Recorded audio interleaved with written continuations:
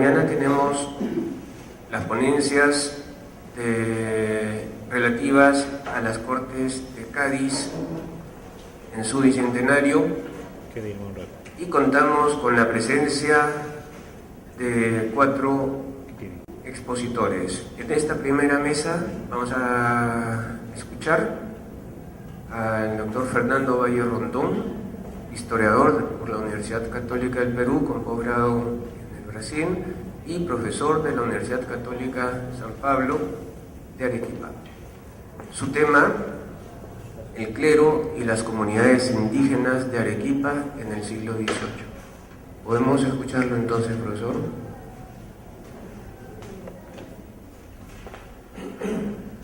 Muchas gracias. Agradezco ante todo a la Fundación Velarde por la invitación. Quedo en realidad muy grato por estar en un evento tan significativo e importante para los temas históricos relativos al contexto del bicentenario de las independencias y de la figura de Juan Pablo Vizcardo y Guzmán. Especialmente agradezco al señor Mario Velarde y a los profesores Teodoro Hampe y Francisco Quirós, que tan gentilmente me invitaron. El tema que nos reúne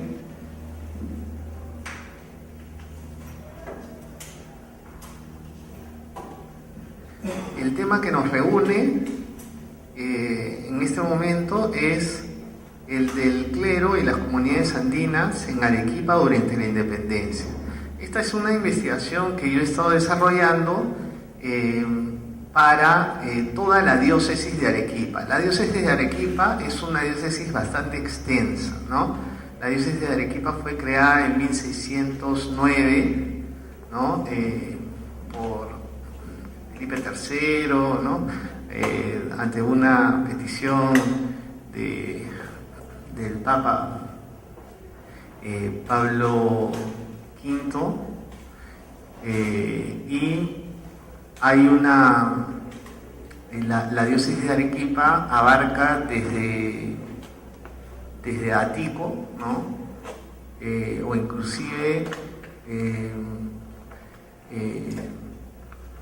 desde Caravelí hasta la zona sur, hasta Iquique, ¿no? En Tarapacá. Y por la sierra entra a toda la zona del Valle del Colca y de Condesurios, ¿no? Este es un territorio bastante extenso, y el trabajo que yo he hecho es sobre la relación entre el clero y las comunidades andinas. Por lo tanto, lo primero que voy a hablar son algunas cuestiones relativas a las comunidades andinas, ¿no? Hay 3 cosas que me gustaría decir como preámbulo, ¿no? La primera es que es el asunto del espacio. El espacio el espacio andino es concebido en términos totalmente diferentes a cómo es concebido el espacio por los europeos. De hecho, los europeos tuvieron ciertas dificultades en entender esto, ¿no? Y prácticamente está probado que nunca lo entendieron bien. ¿Cómo es el manejo del espacio? Como ustedes saben, y como lo ha demostrado Murra, que él habla del control de un máximo de pisos ecológicos, ¿no? Eso quiere decir que existe una relación entre el cultivo y la producción y el manejo de la tierra, el manejo ganadero en diversos microclimas, ¿no? Y esto genera una relación de reciprocidad natural, ¿no? En todas las etapas o los segmentos de altura en el mundo andino, ¿no? Esto ha sido desarrollado ampliamente, sobre todo por la antropología, y en el campo de la historia por la etnohistoria, por este diálogo que tiene la historia y la antropología. Y también hay una dinámica de redistribución que era administrada pues por los curacas, ¿no? En el mundo preincaico, y en el mundo incaico esto es llevado a una escala, digamos así, estatal, entre comillas, ¿no? Donde el imperio incaico, o el llamado imperio incaico también, ¿no? El Estado, la élite, la organización incaica, lo que hace es redistribuir a través pues, de varios medios, ¿no? Caminos, medios de almacenamiento,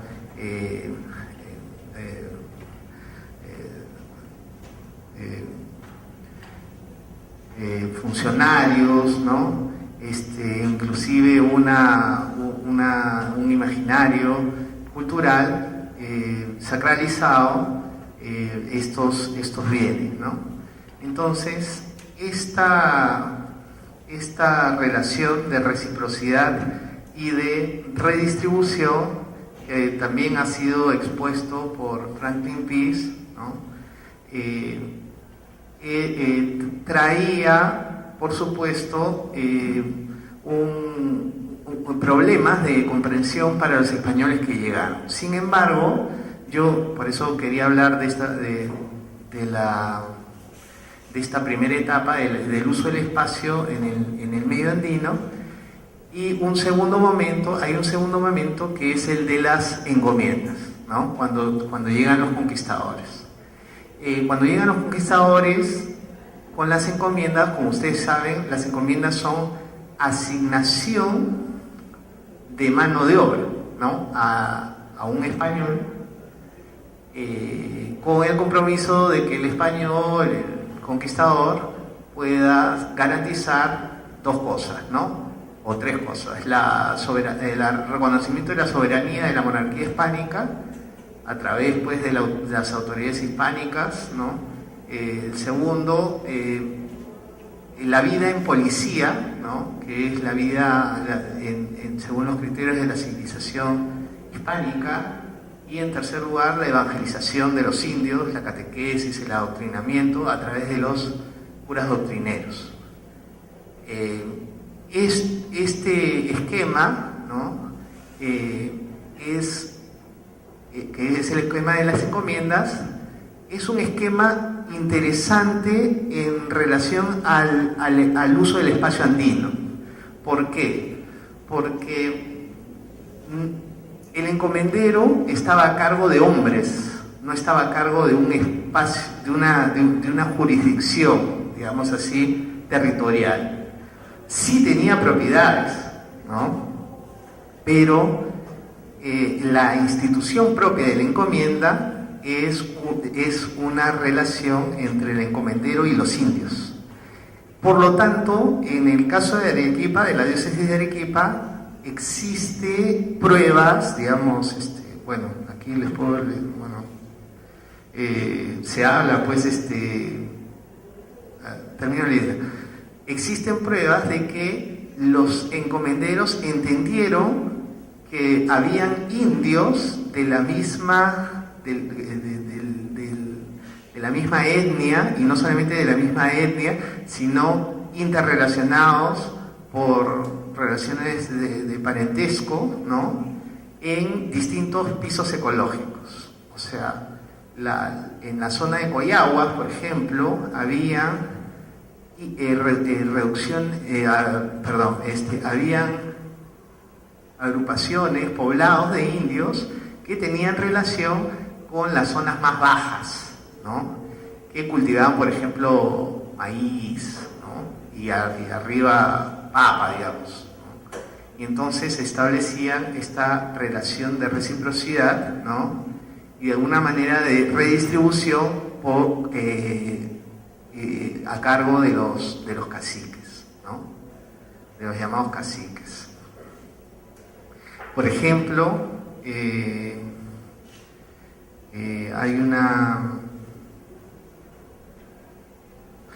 se habla, por ejemplo, los repartimientos de los arones de su majestad, ¿no? El repartimiento de Antonio de Llanos de Chilpacas con todos sus subjetos, ¿no? O sea, estableciendo una relación, ¿no? entre los chilpacas de la zona de Condesuyos con los de la costa. Pero hay un tercer momento, ¿no? en el proceso de ocupación hispánica, en donde ya se asientan las jurisdicciones territoriales de los corregimientos y también las reducciones, ¿no? Las reducciones que comienzan, bueno, con Lope García de Castro, pero que se afirman con Toledo. Y a partir de las reducciones toledanas, nosotros tenemos ya un uso del espacio andino como territorios, ¿no? Como uso del territorio, y donde se reafirma la noción de propiedad occidental. Es una primera cosa que quería mencionar.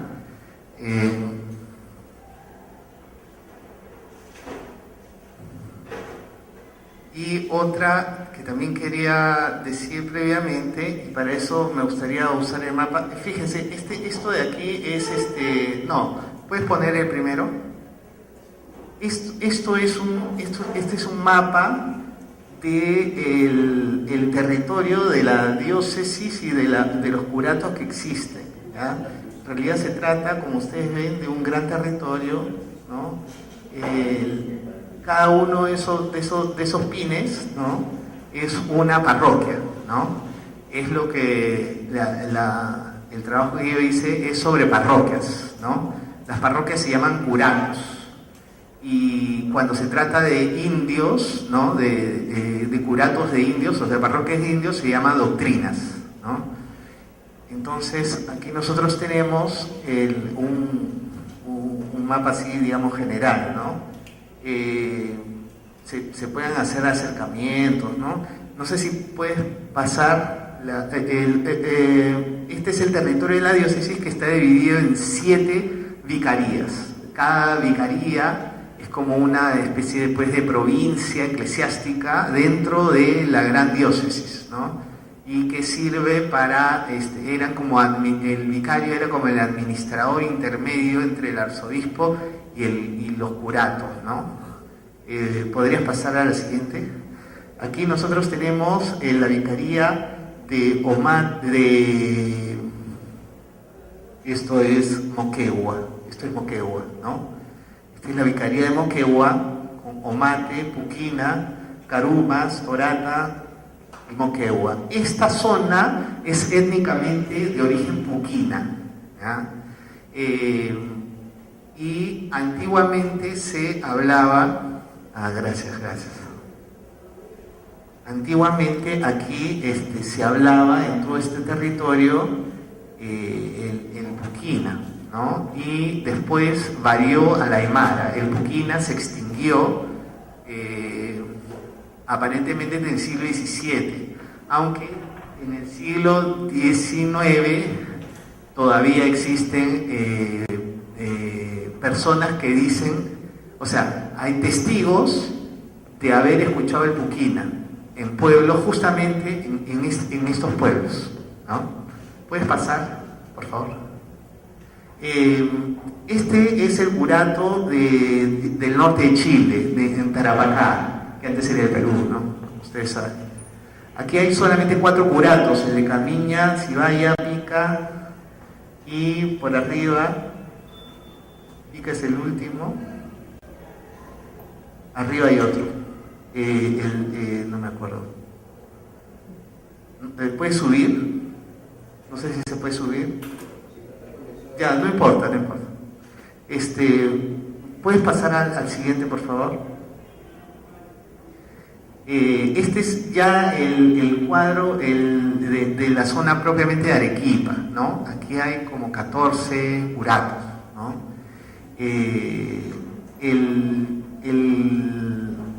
Por ejemplo, está el curato de Santa Marta, que está dentro de la ciudad, ¿no? Pero era una reducción aparte de indios, ¿no? Yanaguara, que ahora es un barrio, ¿no?, de clase media, residencial, pero que antes fue una doctrina de indios, ¿no? Igual que Caima, que está más arriba, ¿no? Creo que no se puede hacer la... ¿Puedes pasar, por favor? Aquí hay una vista más amplia, lo que yo decía de Caima, ¿no? Está el Tío, Tiadaya, Paucarpata, Socabaya, Sabandía, Characato, todos estos, digamos que están en la zona inferior, son doctrinas de indios, ¿no? ¿Puedes pasar, por favor? Este es de la cuenca del Cañón del Colca, ¿no? La zona de Coyahuas, ¿no? La zona de Coyahuas nosotros tenemos también varios pueblos, que estos pueblos fueron desarraigados del lugar donde estaban la mayoría, ¿no? Por ejemplo, no sé, Yanque, Lares, ¿no? Que son eran como dos cacicazgos importantes en la zona del Colca. Tenían los poblados arriba, y desde arriba, o sea, en las zonas altas, ¿no? Y no ocupaban poblacionalmente en la zona de producción, ¿no? O sea, dominaban desde las alturas la zona de cultivo, ¿no? Lo que hizo Toledo fue, en una parte de la zona productiva, hacer el poblado. Bueno, aquí habría muchísimo por hablar. ¿Puedes pasar? ¿No? Este aquí es el curato, la vicaría de Camaná, ¿no?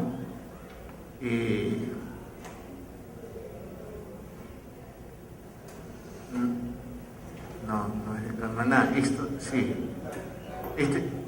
Esto es Tacna, pero... Sí, Arica, ¿ya? Esta es la vicaría de Arica, ¿ya? La vicaría de Arica incluía Tacna, ¿no? Hilo y La Valla. Esta zona también es una zona aymara hablante, pero que también fue de origen puquina. Pues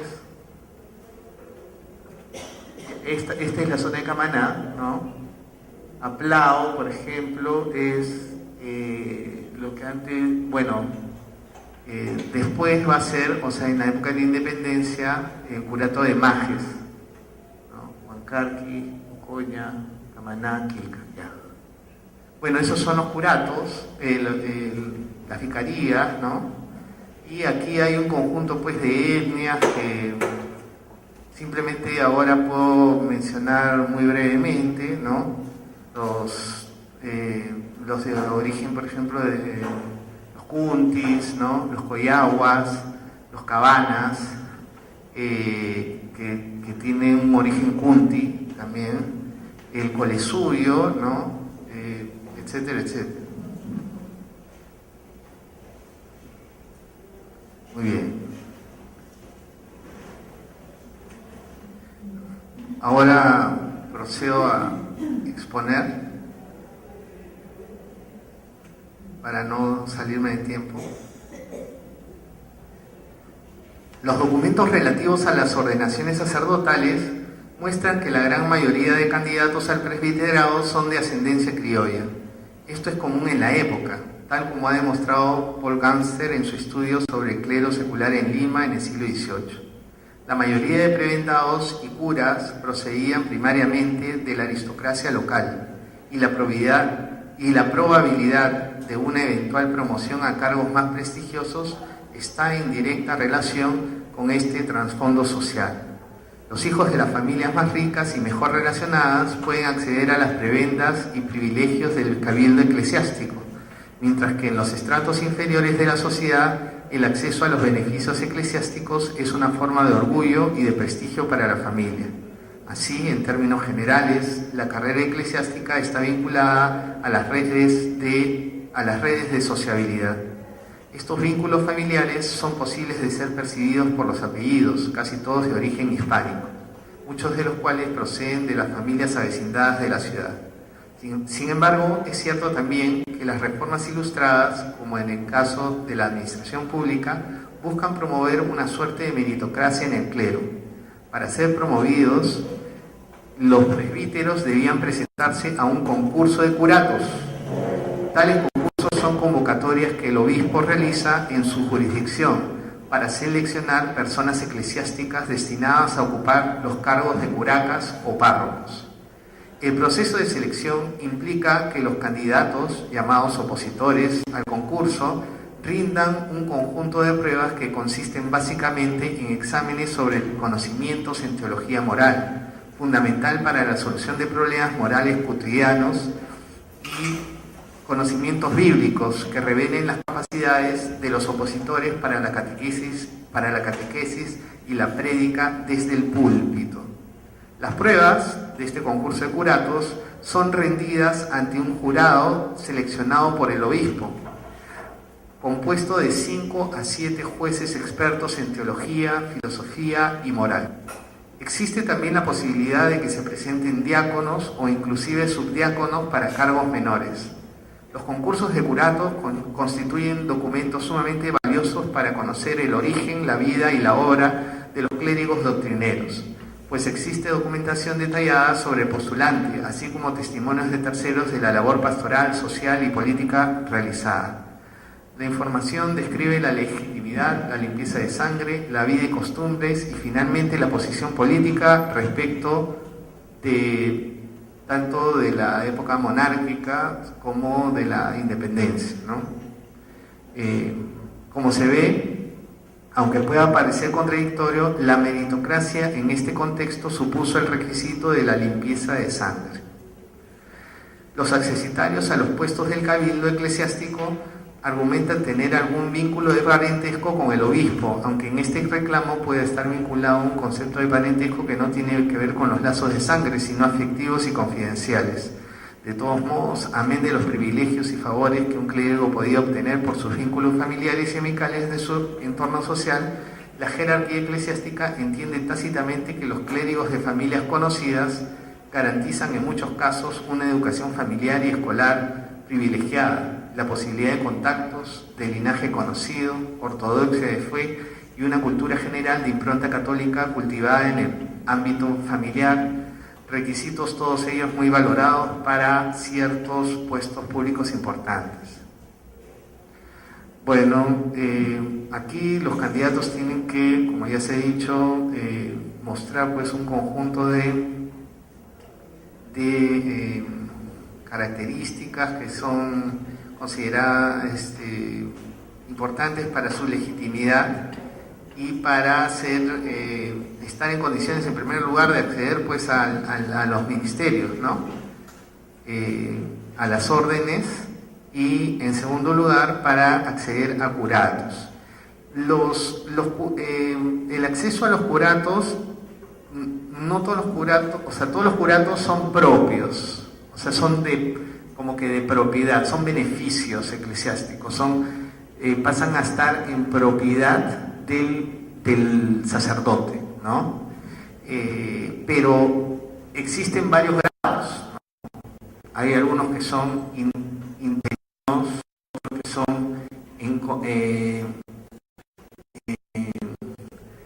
puestos en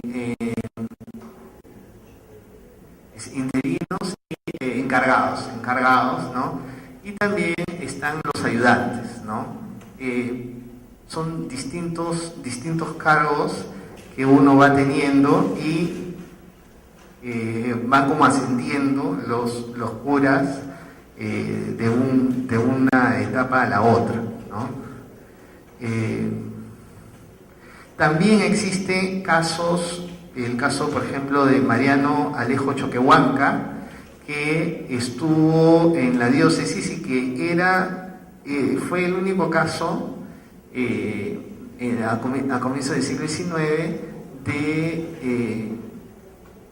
de una persona que concursa, ¿no?, a esta selección para obtener algún curato y que tiene impureza de sangre, digamos, por ser ilegítimo, ¿no? Entonces, ¿cómo es que él validaba, digamos, esto?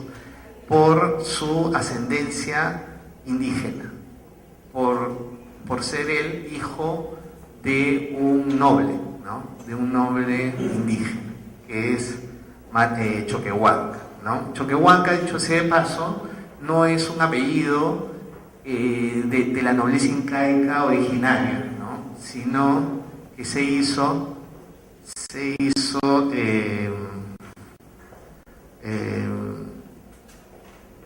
noble por méritos en el siglo XVIII. Este es un clero que es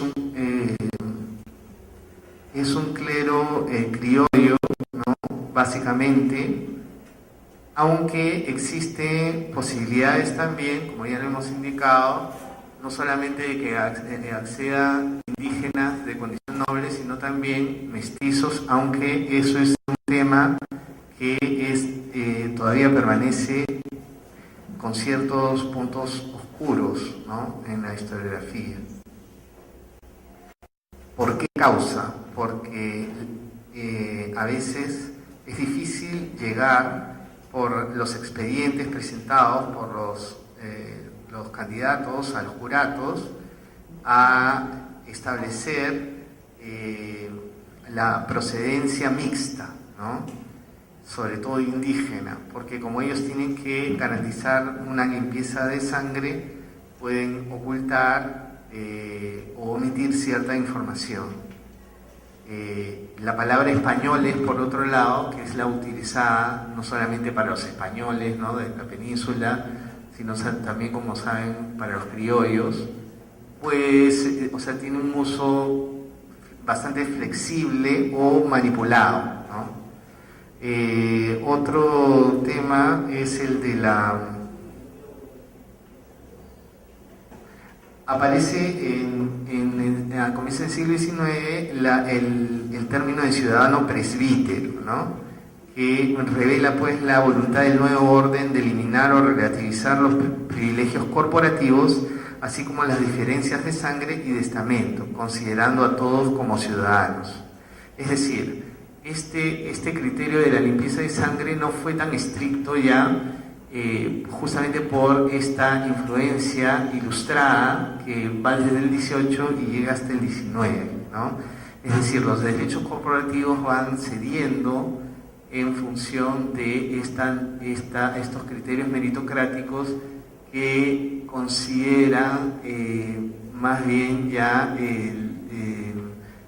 criterios de selección a partir de una filosofía política muy diferente, ¿no?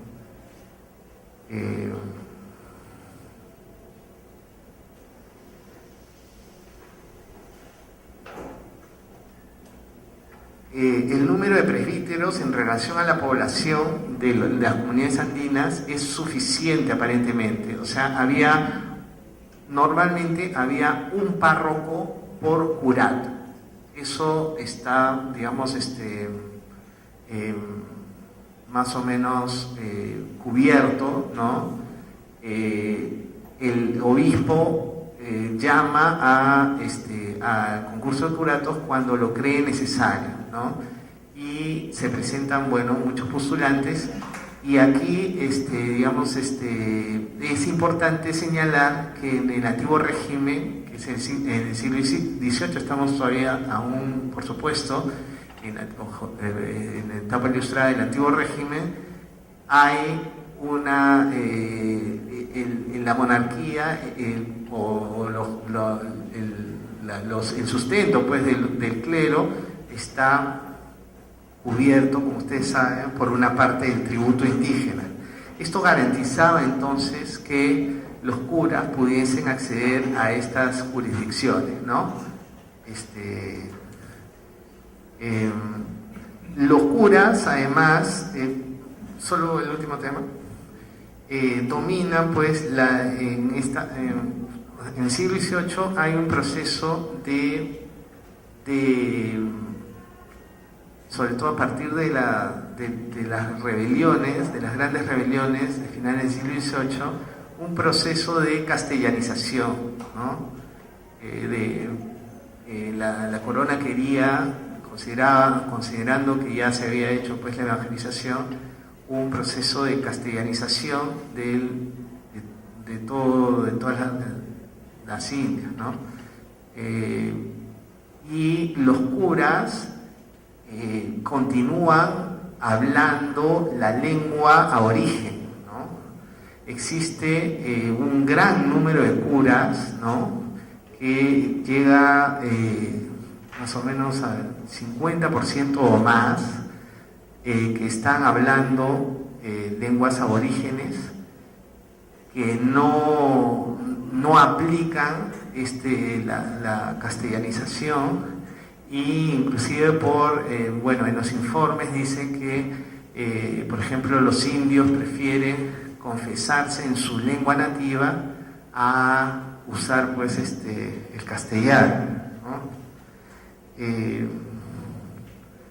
Por eso, de alguna manera,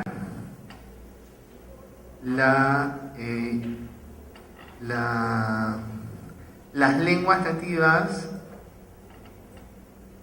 tuvieron plena vigencia, ¿no? en estas comunidades. Finalmente, bueno, no me ha alcanzado tiempo para hablarles de la legitimidad y la autoridad, ¿no? En realidad, aquí sobran en la documentación, ¿no? Que se ha hecho en la documentación del archivo eclesiástico de Arequipa. Hay información muy interesante relativa al asunto de la legitimidad de la autoridad de los curas, ¿no? En realidad, la autoridad de los curas reside fundamentalmente en una autoridad, o constituye fundamentalmente una autoridad moral, ¿no? Una autoridad moral, digamos, el estudio que no les puedo presentar en este momento revela qué cosa es lo que los indios esperan del cura, ¿no? Eso se ve a través de los procesos eclesiásticos, ¿no? Por ejemplo, se espera que el cura, cuando se está muriendo una persona, vaya y le dé los santos óleos. Eso se espera. Y si el cura aduce alguna excusa y no va y se muere el indio, entonces los indios lo demandan en el fuero eclesiástico, ¿no? Y eso, bueno, puede tener consecuencias nefastas para el cura. ¿Qué cosa es lo que se espera del cura? Se espera, por ejemplo, que tenga una actitud decorosa en el ámbito sexual, por ejemplo, ¿no? O que tenga modestia, ¿no? O honestidad, ¿no? Eso se ve, o sea, esto de aquí no son palabras, sino que son demandas de los indios contra los curas, o testimonios a favor del cura en las visitas que realizan o las autoridades eclesiásticas o las autoridades civiles, ¿no? Bueno, ya no puedo continuar, les agradezco el tiempo.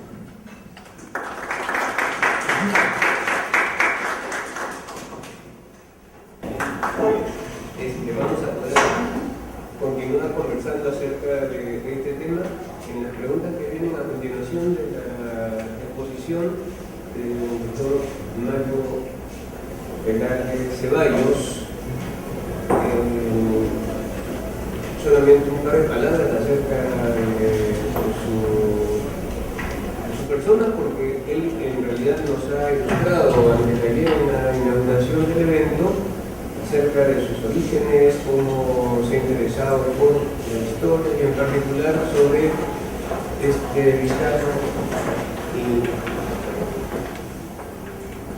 Vizcardo y Guzmán.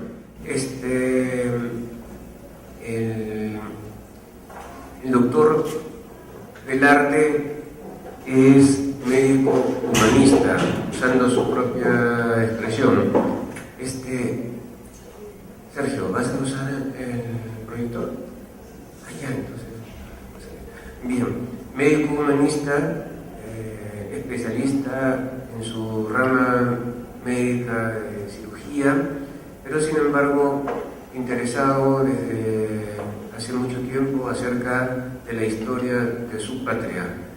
En realidad, haciendo paralelos como los que hiciera Breiding el otro día sobre Garcilaso y Vizcardo del exilio, también podríamos incluir al doctor Velarde, en tanto que el exilio voluntario o involuntario siempre incentiva el estudio de la patria. Lo tenemos ahora ya no solamente como parte de la organización, presidente de la organización del evento, sino también como expositor. Nos va a hablar acerca de la influencia de la mujer en las constituciones peruanas. Con ustedes el profesor, el doctor Velarde, y bueno, voy a hacer una pequeña introducción. Buenos días. Obviamente es un tema difícil, un tema muy controvertido. Posiblemente aquí podríamos estar hablando semanas, días, meses y no llegaríamos a conclusiones. Yo he realizado un estudio antropológico intentando extrapolarme al momento de la conquista, al momento de los cambios que van sucediendo hasta la República actual. He valorado lo que las personas que llegaban, sus instintos, su conducta moral, su virtud, su voluntad, y por qué no decir también de los oriundos, su ética, su razón y sus reacciones morales ante el opresor. Todo esto ha hecho que yo vaya ampliando este tipo de estudios sobre la mujer y la influencia en las constituciones, y sobre todo cuando tuve oportunidad de leer los comentarios reales de Garcilaso de la Vega. Me hubiera gustado leerlos, el original que se publicó en Lisboa en 1609, pero eso no es nada posible. Lo voy a dejar, porque si no lo puedo ver. Aquí lo tenemos a Garcilaso de la Vega, que prácticamente para mí es la fuente que me iluminó para poder avanzar en este tipo de comentarios. Pasa a la siguiente. Nosotros vamos a dividirlo en etapas para más o menos ver la influencia de las mujeres en los distintos momentos. Obviamente esto nos obliga a hacer una pequeña introducción, porque así vamos entendiendo cómo las mujeres influyeron poco o influyeron mucho, ya lo sabremos al final. Pasa a la siguiente. Nosotros, por ejemplo, tenemos en la etapa de los Reyes Católicos, cuando se empieza a hablar del repartimiento, esta orden que se da, que no se cumple nunca, y así Bartolomé de las Casas puede denunciarlo porque no se está cumpliendo. Entonces, aquí tenemos la princesa, la primera víctima de don Nicolás Obando, que parte de Sanlúcar de Barrameda, y es ejecutada por él pues como siempre pasaba, o sea, cualquier rebeldía que se originaba, las mujeres terminaban totalmente asesinadas por estos señores. Era un templario reconocido, o sea, era una persona con bastante autoridad. Pasa a la siguiente. Aquí os puedo decir otra mujer importante de esa época de la conquista, pues que bueno, bloquea la ciudad del Cusco de Sacsayhuamán un grupo de mujeres. Fíjense, las mujeres presentes ya desde esa época de la conquista, en su reacción. Francisco Pizarro ordena su muerte a flechazos, y así termina un poco más la rebeldía de esta gran mujer. Pasa a la siguiente. Aquí tenemos otra persona importante, cuñada de don Francisco Pizarro, ya que don Francisco Pizarro se casó con su hermana, hija de Huayna Cápac. Pues una señora también rebelde, porque empieza a dar información a las tropas de que Yupanqui fue capturada, ejecutada por don Francisco Pizarro. Prácticamente era el mal menor de las mujeres en esa época. Aquí tenemos otra persona importante, la esposa de Saidi Tupac. Pues esta señora empieza a dar una suficiente resistencia e información, y entonces muere ejecutada por la mayor parte de mujeres de la época. Pasa a la siguiente. Aquí tenemos la época ya de la conquista de los gobernadores. Cecilia Tupac Amaru, esposa de Pedro Mendigure, pues fue ejecutada junto a Bartolomé Sisa. Ya estamos en el Alto Perú, pero claro, el Alto Perú en esa época pertenecía todavía al Virreinato del Perú. Pasa a la siguiente. Aquí tenemos ya la época virreinal. Aquí tenemos la época de los Austria, la Casa de Habsburgo. Aquí tenemos al primer virrey, al último virrey, el primer rey, el segundo rey. En esta época da la sensación que había una cierta serenidad. O sea, cierta serenidad porque se sublimaba el dolor. La gente supo estar tranquila. Entonces supo estar tranquila porque no había muchas revueltas en esa época. No se conocen grandes revueltas, pero pasa a la siguiente. Ya cuando ya empezamos a tener revueltas de mujeres, o sea, no de hombres. Entonces ya en la época de los Borbones, aquí sí empieza un verdadero conflicto. Ya es una lucha que se pone de manifiesto la rebeldía no solamente de los varones, sino de las mujeres. Pasa a la siguiente. Así vamos a hacer una revisión. Por ejemplo, aquí tenemos al primer virrey, aquí tenemos a don Pío Tristán Arequipeño, que muy bien lo conoce aquí los arequipeños presentes. Y yo con mucho gusto me fui a hacer una foto ahí en el Palacio de Tristán, y resulta que ya no existe. Ya no existe porque estaba al lado de la partida y eso ya no existe. Y me dice, no, es que está ahí, hay un banco. Y eso ya no es verdad. Pasa a la siguiente. Tenemos la época de José Bonaparte, pues también empezaron reacciones de mujeres, ya lo veremos. Pasa a la siguiente. Y aquí tenemos la época pues, de los Borbones, con todos sus cambios, sus ministros que los van cambiando, Gálvez, etcétera, etcétera. Pasa a la siguiente.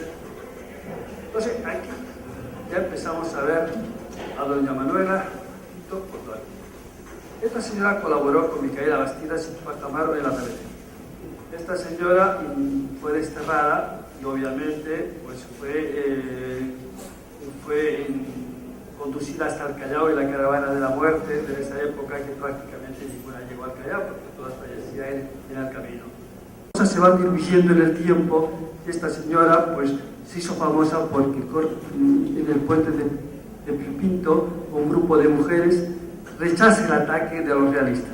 O sea, se hace famosa por eso esta mujer, porque colaboraba con Tupac Amaru, critica a Tupac Amaru por su nobleza ante sus acciones contra los realistas.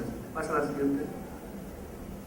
Aquí tenemos a Margarita Condori, pues nacida en Tucazú, Catinta, apoyó económico y con provisiones a Diego Tupac Amaru, integrante de la Gran Caravana de la Muerte, lo mismo, la captura, Caravana de la Muerte, Cusco, Callao, y no llega obviamente, y entonces don Francisco Javier Alfaro del doctor Gallardo Santos Orios en esa época. Pasa a la siguiente.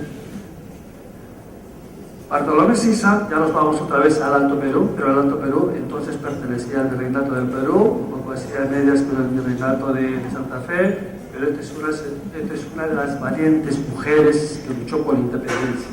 Una mujer que su hazaña fue el sitio de La Paz y Sorata, con un grupo de guerrilleras. Otra vez empiezan las mujeres a estar presentes de una forma importante.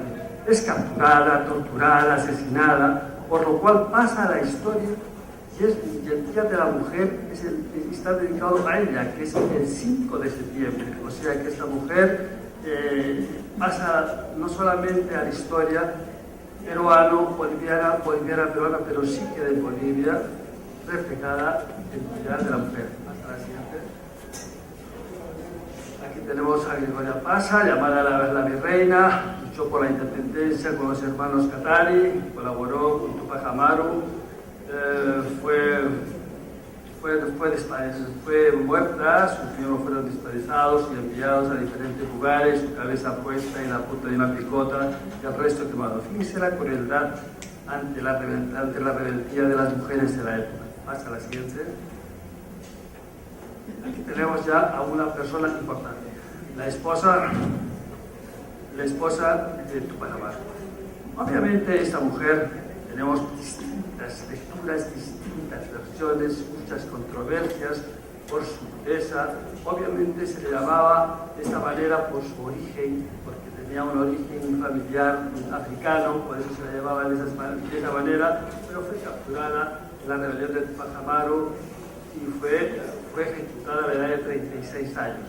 Ahí termina la historia de esta mujer, que fue una gran mujer, según los historiadores de la época, tal como lo refleja. Hay muchas lecturas, hay muchas conclusiones sobre su vida. Hasta la siguiente. Entonces, ya nos encontramos, ya hemos abandonado toda la época esa y ahora estamos en el ciclo de las cruces. En el ciclo de las cruces, cuando Hispanoamérica puede tener alguna influencia de Europa. Entonces, las europeas, Yochi Sanz, es una de las mujeres que en la época europea, en Francia, pues fíjense vosotros que tenían que disfrazarse de hombre para poder asistir a las reuniones de hombres, en las reuniones de cultura. O sea, porque la mujer estaba también en Europa limitada en sus acciones de participar en la vida sociopolítica. Pasa a la siguiente. Tenemos aquí a Madame de Staël, pues lo mismo le pasa a Madame de Staël, es una señora que colabora con Tailarat, y lo cual es invitada a que abandone Francia. Pasa a la siguiente. Esto podríamos decir que estas mujeres son un poco icono de la época europea, francesa, y que obviamente llegarían sus tratados a Hispanoamérica, y de alguna manera pues se podría leer o no se podría leer sus tratados, pero bueno, esta mujer concretamente fue guillotinada, fue muerta, o sea que se separó, dijo que la tumba de la confianza y el amor es pues como consecuencia del matrimonio. Entonces es una mujer que sufrió mucho, obviamente, y aquí lo deja reflejado, pero fíjense, también las franceses en Europa lo pasaban mal. Pasa la siguiente. Aquí tenemos ya Frígida Silva Ochoa, es una señora que hay una conspiración en 1809, colaborando con sus hermanos, intentando anular la autoridad del virrey, Fernando de Abascal y Sousa. Tenía un hijo que era brigada, por lo cual le permitían de alguna manera entrar al cuartel, por lo cual quiso de alguna manera intentar pues secuestrar, anular la autoridad del virrey, cosa que el plan fracasó.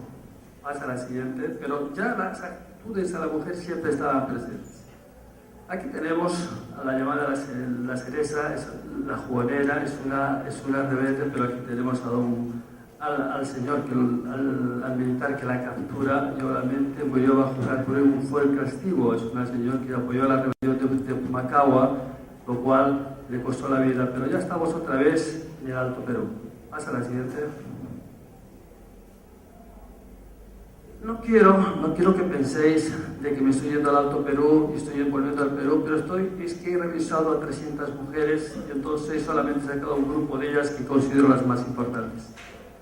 Ventura Kayamaki es una mujer que arenga a favor con fervor patriótica a los habitantes, y con un grupo de mujeres solicitaban sumarse al apoyo de una columna de Béjar y Hurtado y el apoyo de la rebelión del Cusco que le iba a traer la libertad. Ese era su mensaje, que entraron triunfantes en Huamanga. O sea, que esta señora sí que pudo por lo menos conseguir su objetivo. Hasta la siguiente. Aquí tenemos a nuestra famosa Pancha, Francisca Zubiaga de Bernales, esposa de Agustín Gamarra Mesía. La Pancha doblegó a 2 golpes de Estado, una mujer que prácticamente pues, se la llevaba a la mariscala por su valentía, por su coraje, porque sí derrotó a Orbegoso Moncada y así también al vicepresidente Antonio Gutiérrez en un intento de golpe de Estado. Su vida es ampliamente conocida, creo, por todos nosotros, pero no podemos dejar de que dice Flora de ella. Obviamente Flora Tristán hace un mensaje diciendo que en su mirada estaba la mirada de Napoleón por su dureza, su serenidad, pero con dureza. Escribieron una obra amplia, Abraham Valdelomar y Mariátegui, porque era una mujer de mucha relevancia y muy reconocida en su época. Su vida ha sido llevada al teatro, a la ópera, pero creo que es una mujer que no podemos olvidar, a nuestra mariscala. Pasa la siguiente. Aquí tenemos a una mujer que yo le tengo bastante aprecio, es el Alto Perú, no tiene que ver nada con el Perú, pero no podemos olvidar todo su coraje, porque cuando se revela en la batalla de Huaqui, es vencida por el general don José Manuel de Goyeneche, incluso cuando ya es capturada en una conversación entre Bolívar y Sucre le dice: creo que Bolivia no se debe llamar Bolivia, sino se puede llamar o Azurduy o Padilla, porque su marido apellidaba Padilla, o sea que doña Juana Azurduy Padilla fue una luchadora entera, entregó su patrimonio a su familia en bien de una población por la libertad. Pasa la siguiente. Aquí tenemos quizás este grupo es el más importante para la historia del sur de Sudamérica. Aquí tenemos a doña Mari Carmen Sanz de Quintanilla y Camacho, que nació en Jerez de la Frontera, Cádiz, esposa de don José María, de don Carlos María Alvear. San Martín, cuando viaja a Buenos Aires, San Martín era un desconocido, porque desde la edad de 4 años siempre estuvo en España, su vida militar la hizo en España. Entonces, cuando viaja, era un señor que le pensaban que era espía, que pensaban que podía ser homosexual, un señor guapo, alto, atractivo. Pero miren vosotros que eran hermanos, porque el padre de Carlos María de Alvear es don Diego Ponce de León, don Diego Alvear Ponce de León, que tuvo este hijo con una nativa y se lo dio a don Juan San Martín, por lo cual San Martín no tiene partida de nacimiento. No tiene partida de nacimiento, y doña Mari Carmen convence a la madre, a doña Tomasa, para que María de los Remedios Escalada se case con San Martín, porque era necesario un matrimonio para acelerar la presencia de San Martín en Buenos Aires. ¿Hasta la siguiente? Aquí tenemos a Rosa Campuzano Cornejo, la amante del libertador San Martín en Lima. O sea, aquí tenemos esta señora que era una espía. Sabemos todos los puntos de encuentro donde tenían sus tertulias. Actualmente está ubicado hoy en el Cine Tacna, en el barrio de la Barricholi. Ahí se reunía pues, el virrey de Venezuela, el mariscal Amar, muchos liberales. Entonces, en la obra de Ricardo Palma le llama La Protectora, pero fue la amante de San Martín en Lima. Pasa la siguiente. Aquí tenemos a otra persona importante. Pasa la siguiente, la anterior, por favor. Hay un dato que quería que no se nos olvide, de que esta señora es nacida en Guayaquil. O sea, es una señora que nace en Guayaquil. Pasa. Pero ahora tenemos otra señora ecuatoriana, que es la amante de Simón Bolívar. La amante de Simón Bolívar es una heroína de la independencia americana, conocida como Manuelita San, la libertadora del Libertador, defensora de los derechos de la mujer, es icono del feminismo. El general San Martín le otorgó el galón de caballeresca del Sol, de la Orden del Sol del Perú. Combatió en la batalla de Pichincha con Sucre, fue ascendida a teniente de úsares del ejército de los libertadores, y ya posteriormente pues Simón Bolívar la ascendió a coronela. Después en la República de Ecuador de don Rafael Correa le otorgó los órdenes superiores, lo mismo que hizo don Hugo Chávez, dándole también unos galardones especiales. Aquí tenemos que era amiga de Ricardo Palma, de Garibaldi, Simón Rodríguez. Este personaje no podemos olvidarnos de él porque siempre estaba presente, no sé cómo, pero siempre estaba presente. Pasa a la siguiente.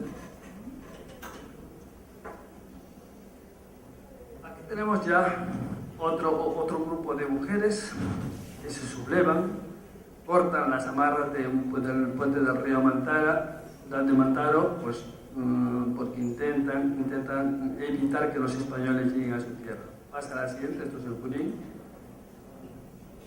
Aquí tenemos a María Andrea Parado de Bellido, todas la conocemos. Aquí tenemos el momento de su fusilamiento. Este señor, un sacerdote, intentando que su alma llegue al cielo purificada, pero a ella le quitan la vida. Trabajaba en correos y obviamente ayuda al ejército independentista contra el ejército real. Pasa a la siguiente. Otra mujer importantísima, una feminista, nace en Chincha, solicita los derechos civiles políticos a favor de la mujer, fundó la Organización de Derechos de la Mujer y de la Clase Obrera. Fíjense vosotros, ya estamos en el 1914, estamos hablando de la clase obrera. Luchó por la jornada de 8 horas, una mujer que ya pide que las mujeres trabajen 8 horas. Escribió la obra La Perricholes. Sufrió cárcel en la época de don Augusto Vélez Leguía. Pasa a la siguiente. Aquí tenemos otra feminista, una señora que participó en la Guerra del Pacífico, participó en las tertulias de Dona Manuela Gorriti. Es una persona importante porque también, no solamente las indígenas, sino esa carta de los españoles americanos tendría que llamarse americanas también, aunque en ese tiempo pues el género era el mismo. Pasa a la siguiente. La Constitución Política del Perú de Agustín Gavarro, decía Ramón Castilla, tal. Pasa a la siguiente, esto ya lo sabemos más o menos. Es cuando doña Manuela Gorriti Zubililla es la que fue esposa de don Isidoro Belzú, presidente de Bolivia. Viene a Lima, había unas tertulias importantes, incluso Flora Tristán en Peregrinaciones de una Paria hace algunos comentarios sobre ella. Fue una gran mujer. Actualmente tenemos a un familiar aquí que es don Gustavo Gorriti, una importante mujer, a pesar de no ser peruana, porque nació en la provincia de Salta. Pasa a la siguiente. Aquí tenemos a las Rabonas. Las Rabonas eran estas mujeres que acompañaban a sus maridos, a sus hijos, a sus familiares en las guerras de la independencia y también hasta la Guerra del Pacífico. La que es más reconocida es María Olinda Reyes Marta la Cantinera, y también, por qué lo decimos, Catalina Buendía de Pecho, que defendió el avance chileno. Pero estas mujeres, unas mujeres silenciosas, que no se habla mucho de ellas, nunca se ha hablado mucho de ellas, pero su labor fue muy importante en toda esta época, porque este fue su recorrido real. Siempre humildes, siempre sencillos, apoyando a sus familiares para un fin, la independencia. Pasa a la siguiente. Aquí tenemos a la querida Flora Tristán. Flora Tristán creo que ya necesita poca presentación. Flora Tristán es muy conocida, pero lo más importante para Flora Tristán es para mí esta obra. La Peregrinaciones de una Paria pues es muy conocida. El Paseo por Londres también es conocido, pero para mí eso, la Unión Obrera, que publica en 1843, que prácticamente se adelanta a Carlos Marx en su obra, y habla sobre todo el problema de la mujer y del hombre en el problema laboral. Las tesis doctorales de las Sorbonas sacan a flote la historia de Flora Tristán, porque Flora Tristán, en su viaje que hizo desde París hasta Arequipa, no fue prácticamente reconocida como hija natural de don Mariano por don Pío, lo cual no le concedió su herencia, lo cual tuvo que volver pues un poco descorazonada, y todo está reflejado en esta obra. Pasa a la siguiente.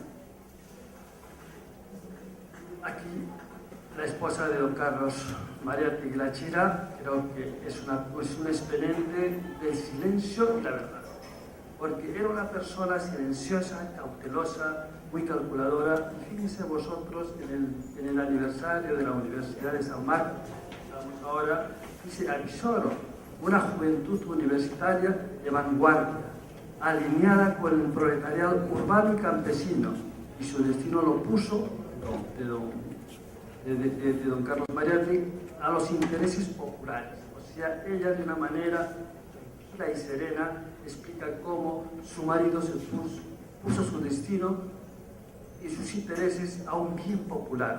Más a la siguiente. Aquí tenemos a don Fernando Tupac Amaru, a Fernando Belaúnde Terry, con un decreto que dicta, el decreto 046 al 12 de marzo de 1881, cuando empieza a aparecer la subversión en Ayacucho. Es una orden que intenta darle, quizás crear un traje de decir, bueno, estamos respetando los derechos humanos, cosa que no se estaba haciendo, no se estaban respetando los derechos humanos. Y por ejemplo, podemos hablar de Georgina Gamboa, fue violada por el ejército. Chuyus Sáenz Guamán fue torturada a los 16 años por el ejército. Nora Chirinos, una psicóloga, posiblemente vinculada con Sendero. Edith Lago Sáenz, vinculada con Sendero. Carlota Tello, Guti Veral, cercana a Sendero. Todo esto nos pone en evidencia la carencia de la Constitución cuando no está bien desarrollada para proteger en general los derechos fundamentales o los derechos humanos. Y los derechos humanos se estaban violando continuamente en esa época. Más reciente. La Constitución de Perú, yo pienso que, revisando todos como un poco de resumen, no podemos olvidar a don David Sabanés, que es en realidad el que crea el Jurado Nacional de Elecciones, que es prácticamente lo que tenemos ahora un poco más modificado, que fue presidente de Perú, pero es cuando más o menos se va desarrollando algo real en nuestras constituciones. Más a la siguiente. Aquí tenemos ya la Constitución Política del Perú, pues el único que reconoce que las mujeres pueden votar es don Arturo Tellía Moretti, pero esto ya sucedió en la época de Pablo Huerteche, es cuando ya hay 8 mujeres, 8 seguro, ya en el Senado. La Constitución del 93 es una constitución pues, un poco más seria, entonces la creación del Ministerio de Promoción de la Mujer, ya se empieza a crear los ministerios, se empieza a gestar en la época de Alberto Fujimori. Se modifica con esta ley el Ministerio de la Mujer con otro nombre por Alejandro Toledo. El Estatuto Provisorio del 81, donde Nicolás de Piérola crea la figura de la primera dama. La primera dama es reconocida doña Carmen Helen de Barreda, esposa de José Pardo Barreda, es el presidente del Perú en 1915. Es cuando más o menos empezamos a pensar sobre la primera dama. La primera mujer candidata a la presidencia del Perú en 1990 fue Nora Larrea del Castillo. La primera mujer presidenta del Perú, de una manera accidental, fue Lourdes Mendoza del Solar en ausencia de Alan García. Entonces la mujer va tomando ya un poco más de relevancia. Pasa a la siguiente. Esto es prácticamente, creo, es leer las interpretaciones de don Carlos Mariátegui, porque Paulina Arpaz llega de congresista. Yo pienso que no tenía fundamento suficiente para estar en un congreso porque no tenía lo suficiente, pero bueno. Estuvo después de 2500 años una aymara en el Congreso, de tal manera de que aquí tenemos pues una señora con poca formación, pero bueno, llega al Congreso, participa todo en las cosas del Congreso, pero de esta manera esta mujer es la primera aymara de 2500 años que llega a un Congreso. Pasa a la siguiente. Este es el oratorio de San Felipe Neri en Cádiz, donde se firmó la Constitución de 1812, donde están los restos mortales de algunos de los que fueron presidentes. Está Morales Suárez en el sótano, sus restos mortales. Pasa a la siguiente. Y gracias por su presencia, por su paciencia. Y lo siento.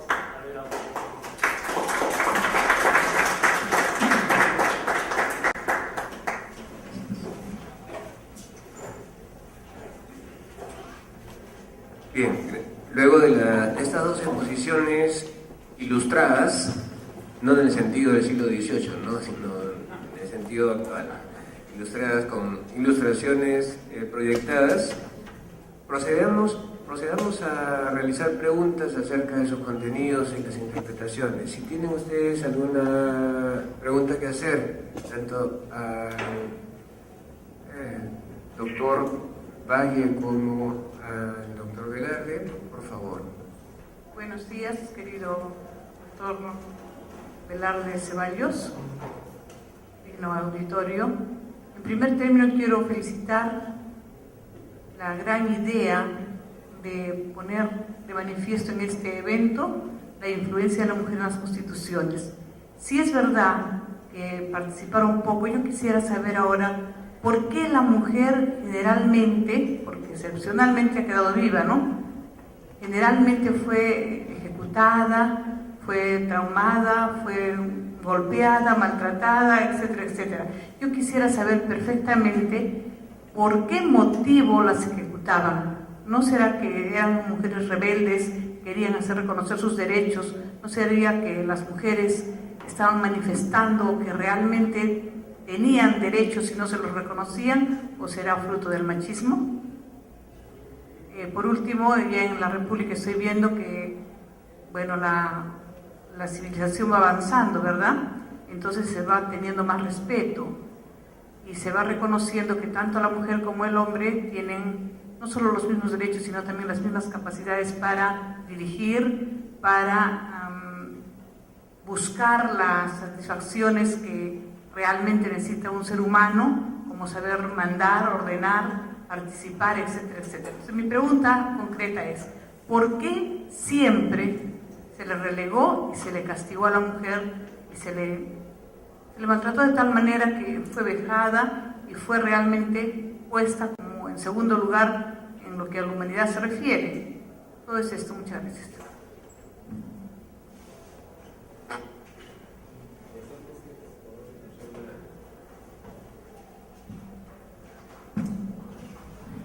La primera pregunta para el doctor Fernando Valle. Mencionó en su exposición varias veces dos términos que quizás valdría la pena aclarar: repartimientos y encomiendas. ¿Para usted son sinónimos? ¿Hay alguna diferencia entre ellas? Sería conveniente una opinión suya, ¿no? Repartimiento, encomienda. Habló de los curatos. Los curas tenían cargos, o sea, obligaciones, pero también ellos abusaron de los indígenas, solicitaron un conjunto de servicios de lo más estrafalario que uno puede imaginarse. No sé si logró ver este aspecto de los curas, no sé si serán bandidos. Para el doctor Velarde, en su exposición nos mostró una especie de retrato de las mujeres. Para el periodo colonial, ¿esos retratos son reales? Me gustaría que me diga algo. Otra pregunta. Cuando mencionó a las rabunas, me pareció entender que las rabunas serían de la etapa republicana hasta la guerra con Chile. Hay opiniones distintas que dicen que inclusive que las rabunas vienen del periodo incaico. No sé si usted conoce ese dato. Ha estudiado, dijo, 300 mujeres, o ha hecho una estadística, unas 300 mujeres, me imagino de diversas áreas, etc. Me gustaría saber el caso de las mujeres que están entrando a la universidad en 3 espacios geográficos. Las primeras mujeres en Europa, en Bolivia y en Perú. ¿A partir de qué año están entrando a la universidad? Mujeres, ¿no? En esos 3 espacios geográficos. Gracias.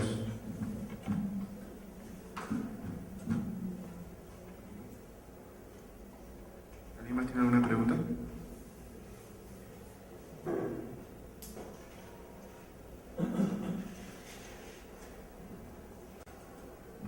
Buenos días, doctor Velarde. Una pregunta sin comentarios a la vez, ¿no? Lo que se refiere al contexto de la guerra con Chile, ha mencionado las rabonas. Sin embargo, parece haberse omitido ahí a Antonia Moreno, esposa de Cáceres. En segundo lugar, ¿no? El término Rabona, a donde tengo entendido, fue acuñado por la historiografía chilena, eran conocida como Panacuna, y como lo mencionó el profesor Luque Llama, de un investigador ha destacado esto, deviene del Icario.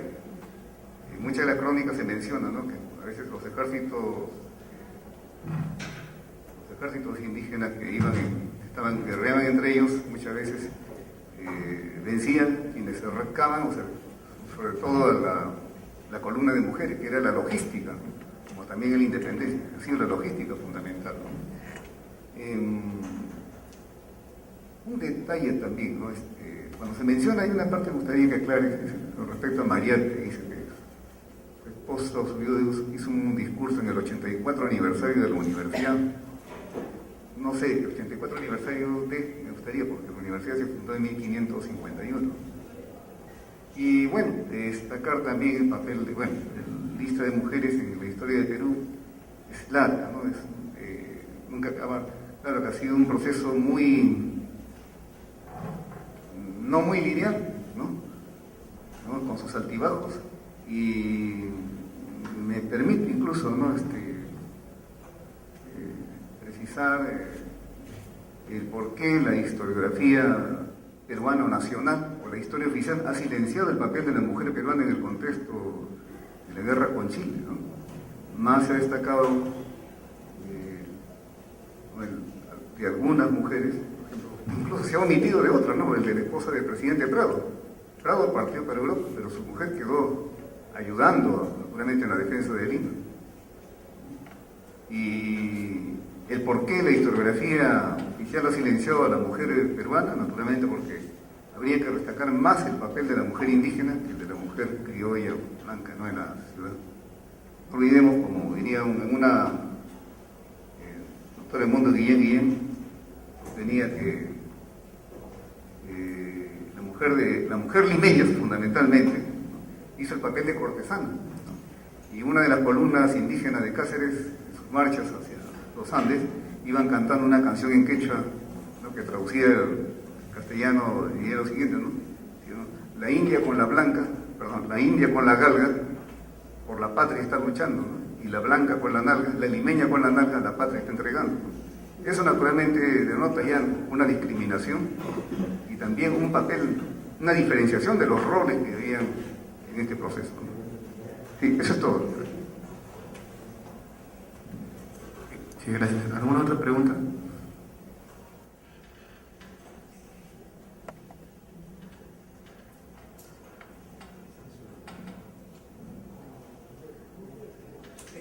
Bueno, yo quería contestarle a la compañera. Obviamente, en la época incaica, pues poco podemos saber de ello, porque los comentarios reales del Inca Garcilaso de la Vega es nuestro único documento, todo lo demás son fantasías. O sea, lo que está reflejado en los comentarios reales es lo que tenemos, y a partir de ahí todo lo adornamos. Lo que es verdad que ya Odría y Fujimori ponen en evidencia, pues, el voto de la mujer, lo pone Odría, y Fujimori utiliza ese mensaje para su marketing. Pero, por ejemplo, actualmente, todavía la mujer está presente, pero no está presente activa muchas veces, y no está presente pasiva. Está, pero no está. Por ejemplo, mire usted, yo estuve hace poco en un congreso del Organismo Andino de Salud, y entonces estaba hablando de salud, de medicina tradicional. Entonces una venezolana decía: mire usted, yo quiero ser igual que usted, porque el día tiene 24 horas, yo quiero tener 24 horas. Yo no quiero tener 6, 7 horas, 4 horas, 5 horas. No, igual que usted, 24 horas. Entonces yo creo que eso es la verdad de la mujer, que en este momento tenéis que buscar una paridad con el hombre. En Europa todavía tenemos problemas, no es nada fácil todavía en Europa de que esté sucediendo, aunque la presencia de la mujer ya es importante, pero bueno, todavía tenemos problemas y estamos hablando de eso. Después, quisiera contestar sobre las Rabonas, pues otra vez nos metemos en un conflicto, porque no tenemos documentación anterior al Inca Garcilaso de la Vega. Todo lo demás otra vez vuelve a ser una imaginación, posiblemente sea así, pero si indica Garcilaso de la Vega no lo refleja. Yo no sé si cuando se editó su libro en Lisboa, si cuando se vuelve a reeditar aquí en el Perú se modifica, pero yo he leído el original y ahí no dice nada de eso. Entonces, pues bueno, todo lo demás puede ser que sea así, no digo que no, pero hasta ahí llego, no puedo llegar más allá. Porque eso es lo que podemos tener en las bibliotecas, por lo menos en España, que eso ya me guau. Después estamos hablando de la Ramona como mujer individual o colectiva. O sea, las Ramonas son individuales, no son colectivas. Por eso se llaman las Ramonas, según los textos que yo he podido leer. Porque claro, si estamos hablando ya de una colectividad, yo he hablado de guerrilleras, de colectividades. Pero claro, la Ramona, Marta la Cantinera, es una mujer que está descrita perfectamente y se conoce. Y entonces, pues ahí tenemos el personaje bastante claro. Después estabais hablando de la guerra chilena. Yo creo que en la guerra de Chile es cuando más se pone de manifiesto eso.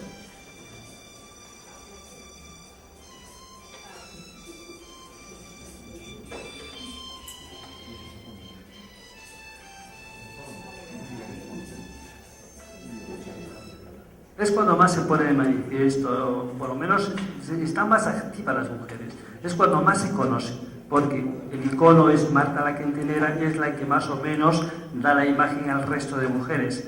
Yo no digo que no haya existido en la época incaica, no, porque si existe algún documento que lo diga, pues estupendo. Si yo estudio, por ejemplo, con el catedrático de la Universidad de Huelva, que estoy hablando con él de todos estos problemas, yo no tenía constancia de ello, yo les tenía el archivo de Indias. Era amigo mío, obviamente yo no soy historiador y me tengo que apoyar en personajes que me pueden ayudar. Por ejemplo, yo tengo una profesora que se dedica más o menos a orientarme en la metodología, que es doña Isabel Pérez Vázquez Santillolo, pero cuando tenemos alguna duda la consultamos, intentamos contrastarla, no intentamos decirla por decir. Créame que todo lo que le he dicho está contrastado, reflejado y muy estudiado.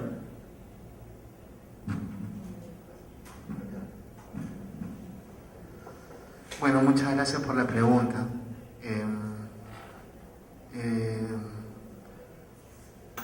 A ver, las encomiendas son asignaciones de hombres, o sea, en la parte práctica de mano de obra, a cargo de un conquistador que debe encargarse de la civilización de estas personas según los patrones occidentales, de la evangelización a cargo de un cura, como ya dije, y los repartimientos son repartimientos de tierras, ¿no?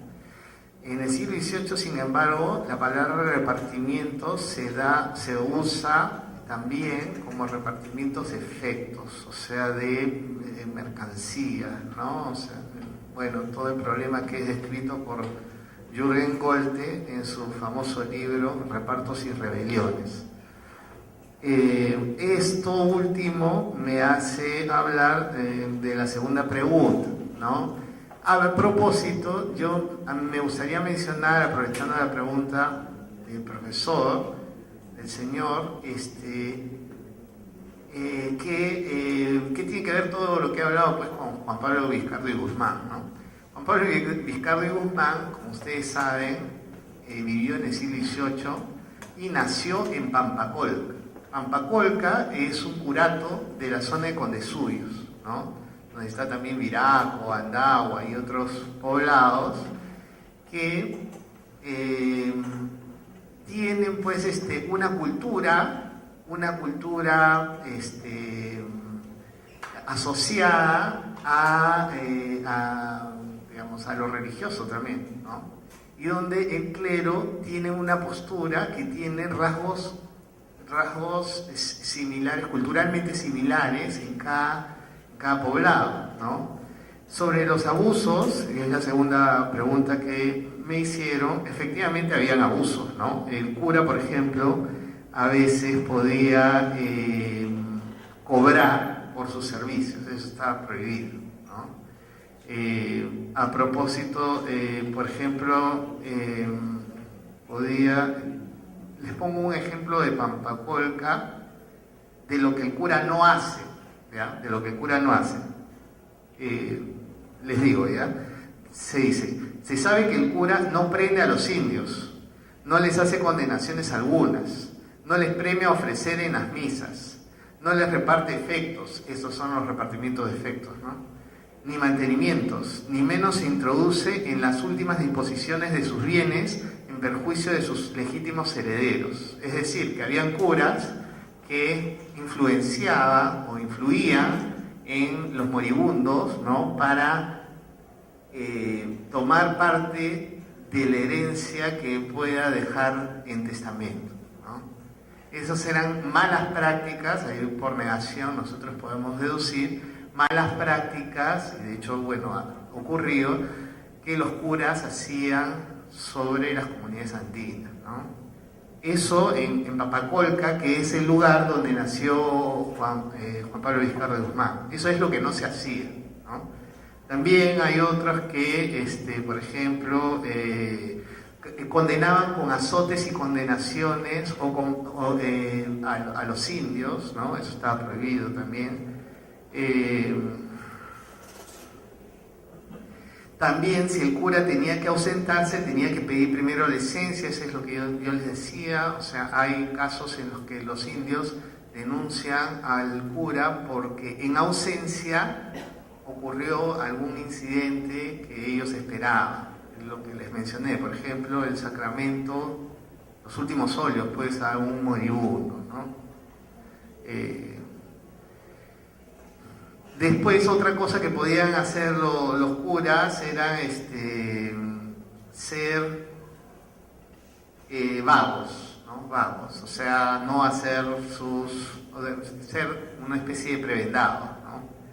Que no hacían sus oficios, que no cumplían con sus obligaciones litúrgicas, o bueno, también hay problemas en el mal manejo económico, ¿no? Con los sinos fundamentalmente, ¿no? Los sinos son como el salario, pues, que tiene el cura, ¿no? Bueno, son algunos de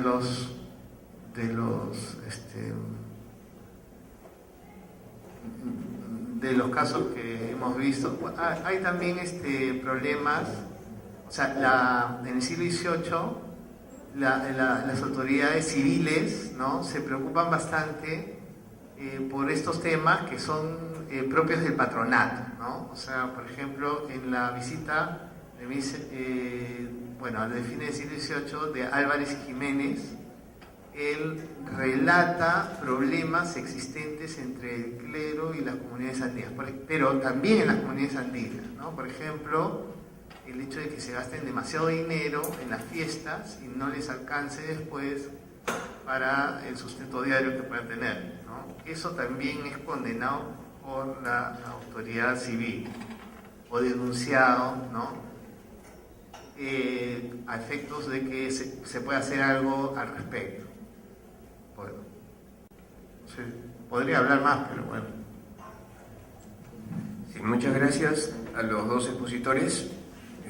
Yo también hubiese querido hacer algunas preguntas, pero la verdad no, en realidad en parte la ha contestado el doctor Valle, porque yo quería vincular más su ponencia con Vizcarra de Guzmán, preguntándole acerca de cómo era Pampacolca, Andagua, en ese tiempo de Vizcarra de Guzmán, Viraco, porque parece que ahí también él vivió, o sea, los sitios donde él estuvo en su corta vida peruana, ¿no? Para poder entender un poco más su trayectoria posterior. En mucho lo has contestado también, y en cuanto a Mario Velarde, quería decir que efectivamente la historia de la mujer es poco desarrollada entre nosotros. Ahora, Es cosa curiosa, pero mucho más nos acordamos porque hay documentación, hay información acerca de las mujeres que han sido por A o B motivos maltratadas, condenadas, torturadas, asesinadas, etc. Pero bien el profesor Buenaño afirmaba que, por ejemplo, nos olvidamos de otras que simplemente cumplieron siempre su papel, ¿no? Como la esposa de Prado, ¿no? A ella nadie la torturó, nadie la mató, nadie la asesinó, entonces está un poquito fuera de la historia.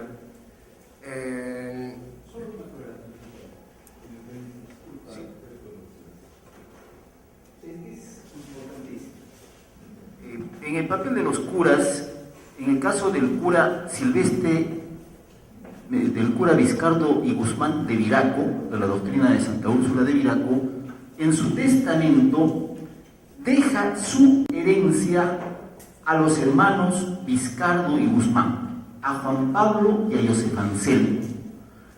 Y esta herencia la deja para que la usufructen dentro del plazo de 10 años que deberían regresar de Europa a América para hacer uso de esta herencia. Ellos, conocedores de esta circunstancia, hacen las gestiones para venir a recuperar esa herencia que les dio este cura, ¿no? Pero lamentablemente la corona se opuso. Eso quería agregar. Muchas gracias. Con esta intervención damos gracias a los ponentes, a los expositores de esta mesa.